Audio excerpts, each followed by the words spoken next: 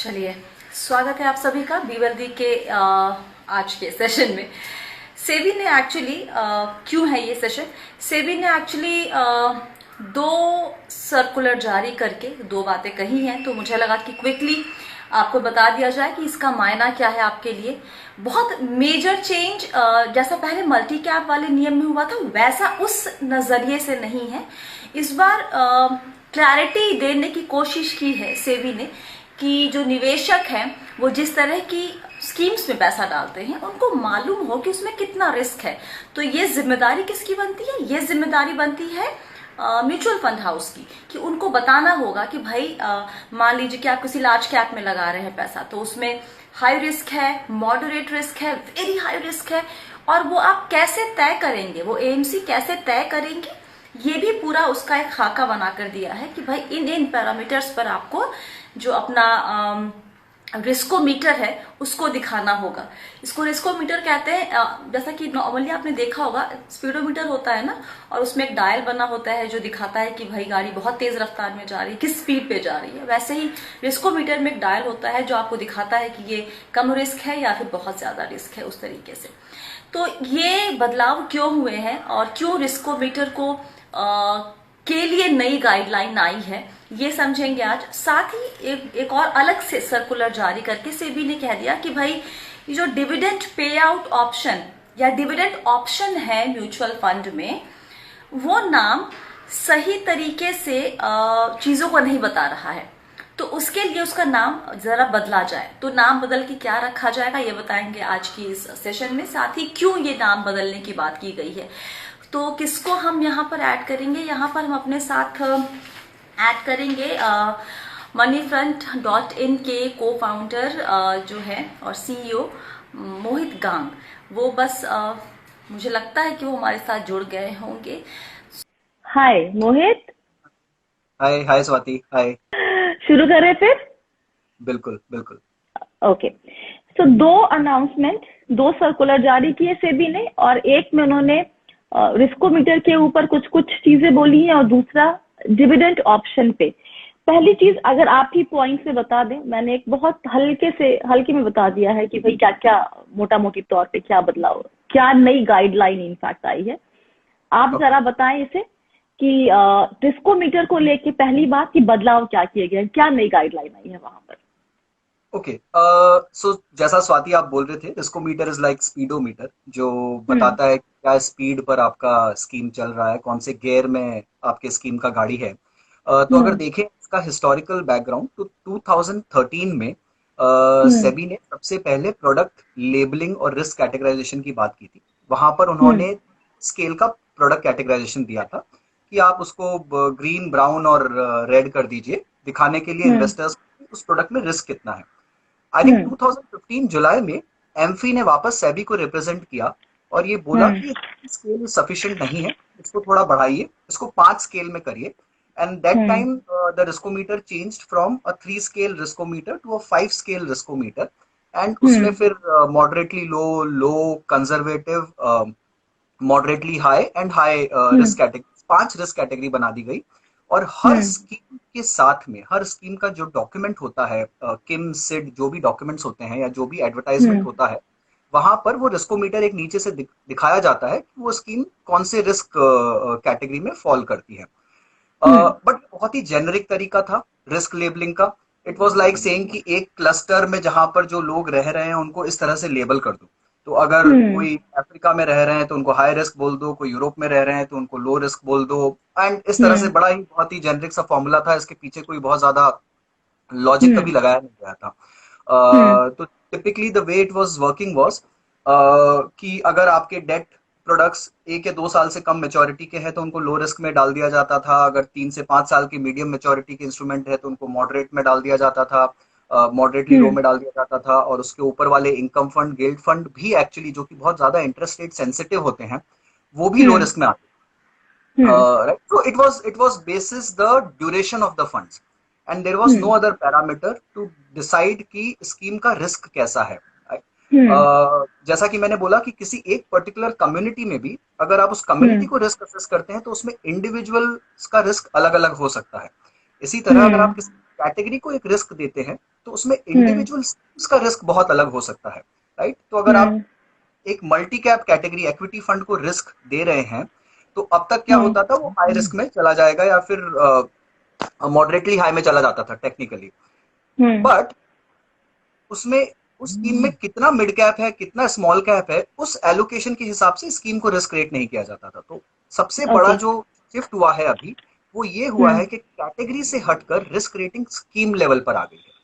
तो बेसिकली आप ये कह रहे हैं कि पहले बस एक बहुत ही मैं ये वर्ड बहुत ज्यादा यूज करती हूँ, मुझे टोका जाता है, मोटा मोटे तौर पे पहले मतलब आप कह दिए कि लार्ज कैप को हम कह लेंगे थोड़ा कम रिस्क है या स्मॉल कैप ज्यादा रिस्क है, हमने सीधे ऐसे बांटा हुआ था। इंडेक्स फंड में और भी कम रिस्क है क्योंकि वहां पे एक्टिव कॉल नहीं लिया जा रहा, और अब आपको एक एक स्कीम वाइज आपको वो डिफरेंट रिस्क लेवल देखने को मिल सकता है।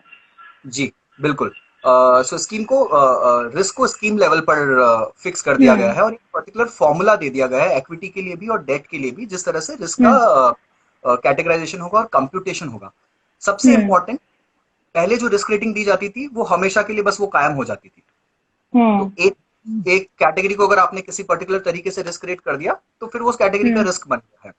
अभी every month the risk rating will be recalculated depending on the changes in the scheme। तो हर महीने वो रिस्क रेटिंग पब्लिश होगी, उसका पूरा रिकॉर्ड रखा जाएगा कि रिस्क रेटिंग किसी स्कीम का कैसे चेंज हुआ है, और रिस्क रेटिंग को एक फंडामेंटल चेंज माना जाएगा स्कीम के एट्रीब्यूट्स में।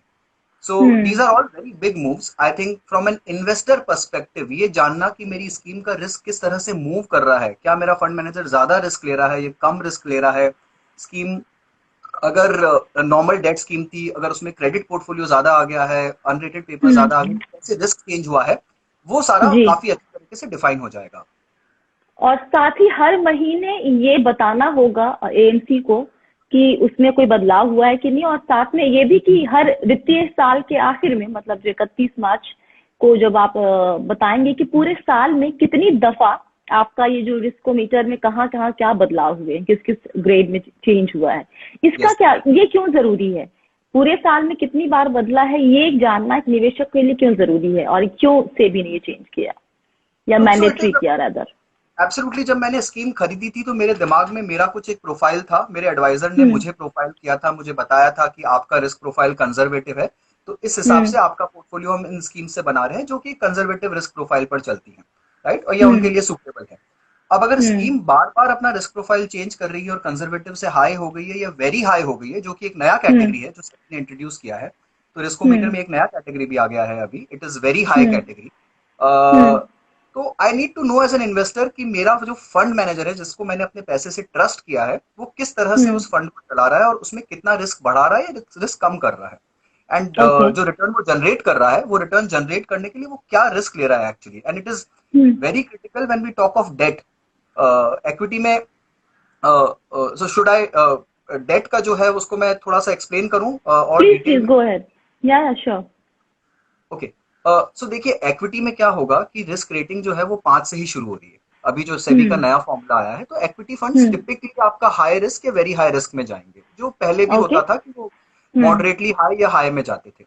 पर डेट फंड्स जितने भी थे पहले, वो सारे लो, moderately low, at best conservative पे आकर रुक जाते थे, depending on the duration of the fund. उनका एक ही पैरामीटर था। अभी डेट के कर दिए गए हैं 3 parameters, duration, credit and interest rate risk, right. तो इस तरह का पेपर आपने लिया है, ये हो सकता है कि आप एक शॉर्ट टर्म फंड चला रहे हैं। मैं एक एग्जांपल लेता हूं स्वाति, फ्रैंकलिन का, राइट। तो फ्रैंकलिन का जो शॉर्ट टर्म प्लान था या अल्ट्रा लो ड्यूरेशन फंड था, नाम था अल्ट्रा लो ड्यूरेशन, बट उसके अंदर में भी 5 से 7 साल के ड्यूरेशन के पेपर्स थे। उसके अंदर में क्रेडिट पोर्टफोलियो था, अनरेटेड पेपर्स थे, A paper, single A paper, double A papers थे, राइट। सो वहां पर उस फंड का कोई रिस्क कैटेगराइजेशन नहीं था। ओवरऑल जो फंड का मॉड ड्यूरेशन था वो 1.5 साल था, और उसके हिसाब से फंड को मॉडरेटली लो कैटेगरी में डाल दिया गया। बट अगर नए फॉर्मूले पे उसी स्कीम को आप जज करेंगे, तो वहां पर आपको सबसे पहले हर पेपर का इंडिविजुअल रेटिंग के हिसाब से उसके एसेट्स के वेट के बराबर आपको एक रेटिंग देना पड़ेगा।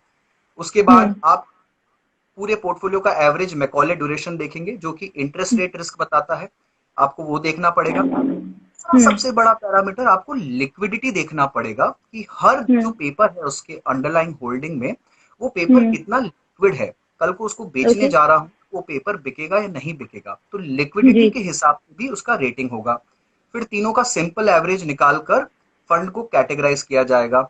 तो काफी हद तक जो क्रेडिट रिस्क फंड थे वो सारे हाई या वेरी हाई कैटेगरी में चले जाएंगे। अब आज तक ओके डेट में ऐसा नहीं होता था कि किसी भी फंड को आप हाई रिस्क बोल रहे हैं, पर जब आगे से एक इन्वेस्टर देखेगा कि वो डेट का एक मीडियम टर्म फंड में या फिर एक क्रेडिट रिस्क फंड में या एक कॉर्पोरेट बॉन्ड फंड में इन्वेस्ट कर रहा है और उसका रिस्क रेटिंग एक्चुअल में हाई या वेरी हाई है, तो इन्वेस्टर शुड नो कि ये डेट कहलाता है बट इसमें रिस्क काफी है। तो ये क्या खासकर डेट कैटेगरी को ही ध्यान में रख के किया गया है? मतलब नहीं, हालांकि जो गाइडलाइंस है वो इक्विटी के लिए भी आई है, लेकिन बिल्कुल क्या ये फ्रैंकलिन वाले जो जो घटना हुई है उसके बाद से ये लगा सेबी को कि जरूरी है बताना निवेशकों को? Yes, I think that was the trigger point. Honestly कुछ अच्छा होने के लिए एक एक ट्रिगर की जरूरत होती है और शायद वही एक ट्रिगर था जहां पर सेबी को लगा कि ये रिस्क रेटिंग ठीक से इंडिकेट नहीं करता कि डेट फंड्स में क्या रिस्क कैरी हो रहा है। एंड दैट जी इज व्हेन जी उन्होंने सारे ही कैटेगरीज पे, तो सिर्फ डेट पे नहीं, इक्विटी पे भी उन्होंने रिस्क रेटिंग्स को रीडिफाइन किया है। इक्विटी में भी अब 3 पैरामीटर हो गए हैं। One okay is the market cap of the scheme, कि क्या मार्केट कैपिटलाइजेशन है स्कीम का। दूसरा इज कि स्कीम का वोलेटिलिटी कितना है। ईच इंडिविजुअल स्टॉक का वोलेटिलिटी मेजर होएगा और उस वोलेटिलिटी का एक रेटिंग दिया गया है। And third is the impact cost, which is a very okay big, which means कि कल को मैं किसी स्टॉक को बेचने जाता हूं अगर, तो उसको बेचने पर मुझे कितने प्राइस का बिड आस्क स्प्रेड में लॉस होता है, या फिर मुझे प्राइस को कितना मूव करना पड़ता है। जो मिड एंड स्मॉल कैप में बहुत बार होता है कि आप एक स्मॉल कैप स्टॉक को बेचने जाएंगे तो उसका इम्पैक्ट कॉस्ट बहुत हाई होता है। आप उसको बेचने जाएंगे तो स्क्रीन पर भाव दिख रहा है, उस पर बेच नहीं पाएंगे because the volumes are very low and you will have to sell at a discounted price. Okay so impact cost वहां पर मेजर किया जाएगा। इन तीनों का अगेन वेटेड एवरेज निकालकर एक सिंपल एवरेज से आपको इक्विटी का रिस्क रेटिंग दिया जाएगा। सो एंड अच्छा टिपिकली इक्विटी का रिस्क रेटिंग इस तरह से बनाया है कि सारी इक्विटी फंड्स या तो हाई में आएंगे या वेरी हाई में आएंगे। So even for okay equity, I think it's a great move. They have moved out from simple categorization की large cap को moderately high बोल दो, sectoral और small cap को high बोल दो, उससे निकलकर individual scheme के holdings के basis पे risk को measure करेंगे। ओके मेरे दिमाग में एक सवाल आ रहा था और आपके जवाब सुनते सुनते वो सवाल कहीं चला गया। ओके हाँ, तो एक सवाल यहाँ पर भी आया हुआ है कि एक जो अभी ऑलरेडी सारे फंड हाउसेस अपनी सारी स्कीम का रिस्कोमीटर दिखाते हैं, बताते हैं कि भाई, हालांकि कैलकुलेशन का तरीका बहुत क्लैरिटी नहीं थी लेकिन दिखाते हैं।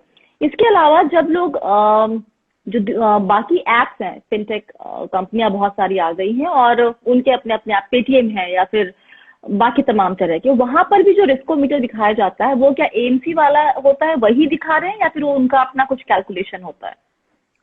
तो टिपिकली स्वाति जो रिस्कोमीटर दिखाते हैं पर स्कीम का, वो तो जो एमसी का होता है डिफाइंड वही दिखाना पड़ता है। That is the SEBI law, you have to display the okay same जो ईच स्कीम का है। बट बाकी जो दूसरे प्लेटफॉर्म है वो क्लाइंट्स का प्रोफाइल भी करते हैं। तो अगर आप मेरे अच्छा क्लाइंट हैं तो we will profile you as an investor when you on board digitally. तो आपको एक 5 या 6 क्वेश्चन का क्वेश्चनेयर दिया जाएगा जिसपे आपका ओके रिस्क प्रोफाइल बनेगा कि आप किस रिस्क टॉलरेंस के इन्वेस्टर हैं, राइट। एंड अच्छा टेक्निकली रिस्क को और इंडिविजुअल क्लाइंट्स के रिस्क को मैच कर कर प्रोडक्ट सूटेबिलिटी किया जाता है और उनको प्रोडक्ट्स रिकमेंड किए जाते हैं। तो एक हो गया स्कीम का रिस्क, एक हो गया क्लाइंट का रिस्क। जी तो दोनों अलग अलग है। स्कीम का रिस्क सेबी बताता है, आप फॉर्मूला डिफाइन कर दिया है, ऐसे मेजर होगा। और क्लाइंट का रिस्क मेजर हाँ करने का सबका अलग क्वेश्चनियर हो सकता है।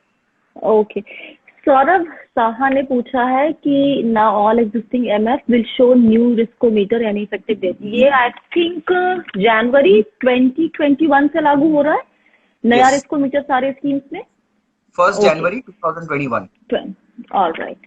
तो बेसिकली रिस्कोमीटर पहले भी था, लेकिन अब कैलकुलेशन कैसे किया जाएगा रिस्क का, इसके लिए एक प्रॉपरली फॉर्मूला वगैरह सब कुछ, डेटा वगैरह सब कुछ सेबी ने प्रोवाइड कर दिया है गाइडलाइन। अब उसी के आधार पर म्यूचुअल फंड हाउसेस को अपनी सारी स्कीम का जो रिस्क ग्रेड है वो तय करना पड़ेगा। साथ ही पूरे साल में जितनी बार भी वो रिस्क ग्रेड बदलता है उसकी जानकारी भी साल के अंत में देनी होगी।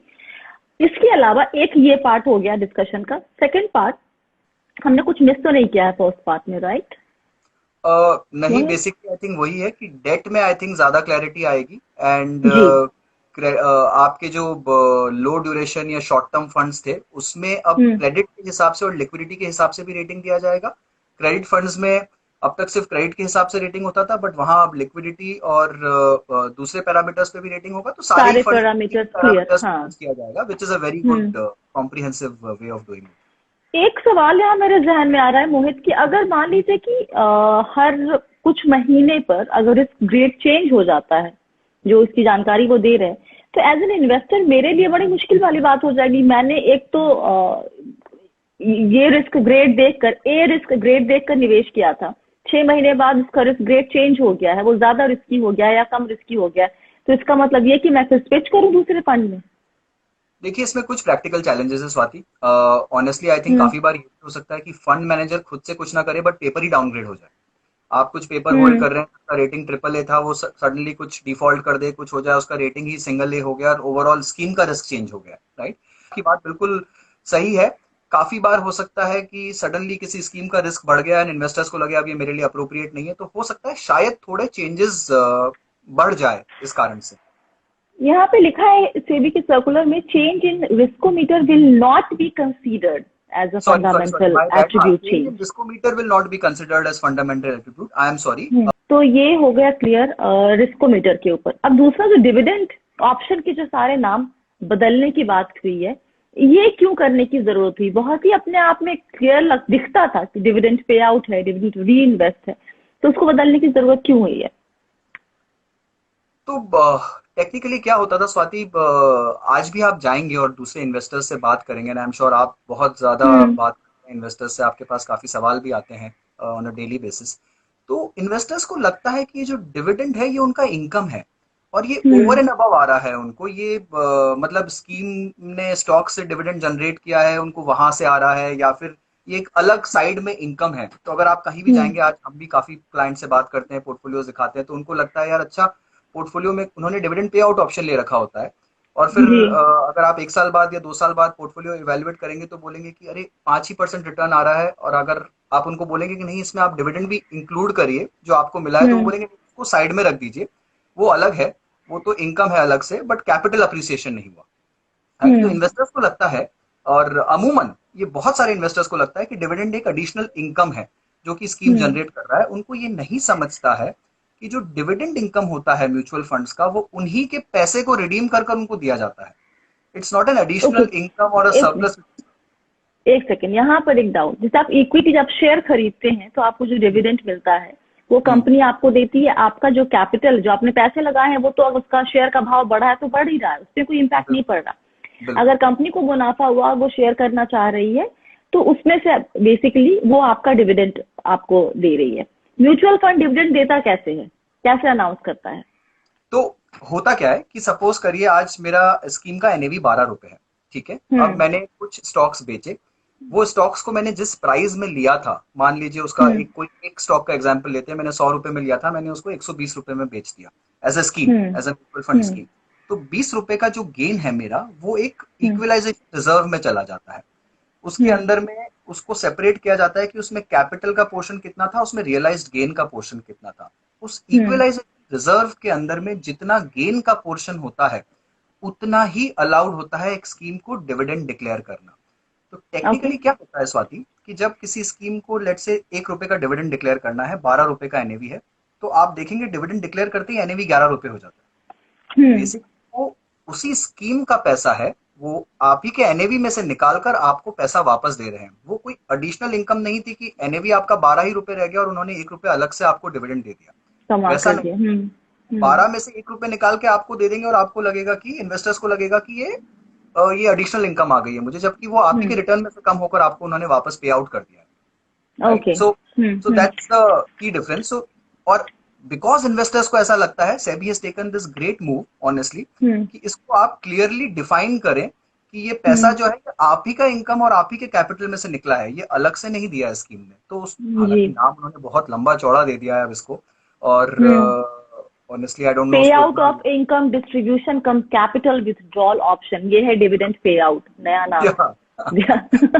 होपफुली आपको याद है, शायद मुझे याद भी ना होता, मैं पूरा नहीं, मेरे सामने लैपटॉप खुला हुआ है इसलिए मुझे याद है। मुझे इतना लंबा नाम कभी याद नहीं होगा, बट मुझे भी याद करने या में तकलीफ सो होती है। जी जी। तो ये ना लंबा नाम लोगों को भी याद करने में थोड़ी तकलीफ होगी, लेकिन एनीवे अगर वो समझ पाए कि ये क्यों किया गया है तो शायद उनके बेहतर के लिए ही है। बिल्कुल। जी। So तो honestly, I need more transparency in the way dividends are hmm. getting distributed. हालांकि जब से dividends taxable हो गए हैं आपके हाथ में जी। from हाँ। budget onwards, which means कि dividend income is now completely taxed as per your marginal tax rate. तो वो हाँ। dividend payout option का चार्म बहुत कम हो गया है। बट फिर भी कुछ okay. Investors low tax bracket में होते हैं जिनके लिए वो यूजफुल है, they still take a dividend payout option. अगर आपको रेगुलर इनकम की जरूरत है हम्म। तो आप लीजिए, but you have to understand कि वो आप ही का पैसा है जो आपको मिल रहा है, वो कुछ एडिशनल इनकम आपने फंड ने कुछ एडिशनल इनकम नहीं अर्न किया वो पे आउट करने के लिए। ओके। और काफी मिससेलिंग भी हो रही थी। मैंने 2-4 लोगों से बात की थी तो उन्होंने बताया कि काफी मिससेलिंग भी हो रही थी, खासकर बैलेंस्ड फंड में। इस तरीके से डिविडेंड हिस्ट्री दिखा दिखाकर कि हम तो इतने, हम हर महीने देते हैं, इतना परसेंट डिविडेंड देते हैं। और वो तबका जो रिटायर हो चुका है, जिसको एक रेगुलर इनकम की जरूरत होती है, वो बहुत आसानी से इस तरह की बातों में फंस सकता है कि भाई अगर हर महीने किसी को एक अच्छी खासी डिविडेंड रकम मिल रही है, उनको ये समझ में ना आए कि उनका कैपिटल भी इरोड हो रहा है, तब तो ऑनेस्टली मुझे ये बोलना नहीं चाहिए, but it's the most unfortunate part of this industry कि आज से 1.5-2 साल पहले जितने भी बैलेंस्ड फंड बिके हैं वो सिर्फ एक हम्म। ही थीम पर बिकते थे कि 1% डिविडेंड यील्ड है महीने का, 12% आपको साल का डिविडेंड आ जाएगा, या 8% आपको साल का डिविडेंड आ जाएगा, and that's hmm. The way across the street एक नॉर्मल बैलेंस फंड को बेचा गया था, and that's why balance hmm. Fund at that point in time बहुत बड़ा कैटेगरी बन गया हम्म। था। बट मुझे लगता है वो जो बैलेंस्ड फंड का चार्म था जी। डिविडेंड पे आउट का, वो because of the new budget जहां पर हाँ हाँ। डिविडेंड को टैक्सेबल कर दिया गया था, वहीं पूरा खत्म हो गया था। So most of the knowledgeable investors जिनको समझता है कि वो किस तरह के टैक्स ब्रैकेट में है और उनको क्या टैक्स देना पड़ेगा डिविडेंड इनकम पे, वो ऑलरेडी डिविडेंड ऑप्शन से बाहर निकलकर ग्रोथ ऑप्शंस में जा रहे थे। बट जो हम्म। नहीं गए उनको अभी भी समझना चाहिए कि डिविडेंड पूरा टैक्सेबल है, और अगर आप हाईएस्ट टैक्स ब्रैकेट में है तो डिविडेंड इनकम रखना कोई सेंसिबल चीज नहीं है। इससे अच्छा कि आप एसटीपी ऑप्शन लेके विड्रॉल कर सकते हैं एक स्कीम से, जी। या जी। फिर रिडीम कर सकते हैं। That is a better option. और अब सेबी ने भी इसको एक्नॉलेज किया है कि बहुत गलत तरीके से बैलेंस फंड्स को पोजीशन किया जा रहा था और डिविडेंड ऑप्शन को गलत पोजीशनिंग मिल रही थी। काफी बार आपने हम्म। ये भी देखा होगा कि बहुत सारे फंड्स ऐसे बिकते थे कि मार्च में बहुत बड़ा डिविडेंड आ रहा है। जी। सो एक तरह से डिविडेंड स्ट्रिपिंग, जो कि स्टॉक्स में बहुत बड़ा एक एक फैक्टर होता है, बोनस स्ट्रिपिंग और डिविडेंड स्ट्रिपिंग का, काफी लोग हम्म। स्टॉक्स खरीदते हैं इन दो रीजन से। वो म्यूचुअल फंड हम्म। में भी बहुत हो रहा था कि एक हम्म। स्कीम आपको इतना बड़ा डिविडेंड देगी हम्म। कि उसका जो एनएवी है वो पूरा गिर जाएगा और आप शॉर्ट टर्म लॉस बुक कर पाएंगे। हम्म। उसके कुछ क्लॉजेस होते हैं दूसरे, बट वो भी बहुत हो रहा था। So I think investors have to know कि डिविडेंड जो है वो उन्हीं के इनकम या उन्हीं के कैपिटल में से निकल रहा है। ओके। तो बेसिकली मोटे तौर पे निवेशक को ध्यान में रख के ये सारे बदलाव हमेशा निवेशक को ध्यान में रख के किए जाते हैं, लेकिन अब आप खुद से भी चेक कर पाएंगे कि भाई आप जिस स्कीम में निवेश कर रहे हैं उसका उसमें रिस्क कितना है। अभी तक आपको शायद बहुत ज्यादा समझ में नहीं आता था, अब थोड़ी ज्यादा क्लैरिटी मिलेगी इस पे। और ये डिविडेंड वाला जो नाम बदलने वाला जो सर्कुलर आया, आई थिंक ये लागू नेक्स्ट ईयर अप्रैल 2021 से। यस, 1 अप्रैल 2021 से। तो ये दो नई बातें सेबी ने कही थी और हमें लगा कि क्विकली आपको बता दी जाए ताकि आपको मालूम रहे कि क्या बदलाव हो रहे हैं आपके निवेश से जुड़े हुए। और इसमें कुछ ज्यादा डिस्कशन का स्कोप है नहीं, तो थैंक यू मोहित ये सारी डिटेल में बातें बताने के लिए हमको। आई होप बिल्कुल। जो सुन रहे हैं उनको समझ में आ गया होगा। ये वीडियो इंस्टा पे तो खैर रहेगा ही, इसको हम एडिट करके यूट्यूब पे बी वेल्दी का जो यूट्यूब चैनल है वहां पर भी डालने की कोशिश करेंगे आज रात तक, तो आप वहां पर भी देख सकते हैं। थैंक यू जिन लोगों ने भी ज्वाइन किया, और मैंने इनके सवाल अभी नहीं लिए, सवालों के लिए फिर कभी हम लाइव आएंगे। ये बस एक क्विकली डिटेल जानकारी आपको देने के लिए। Thanks Mohit, take care and thank all you. Of you thank stay you. Blessed, healthy and be wealthy.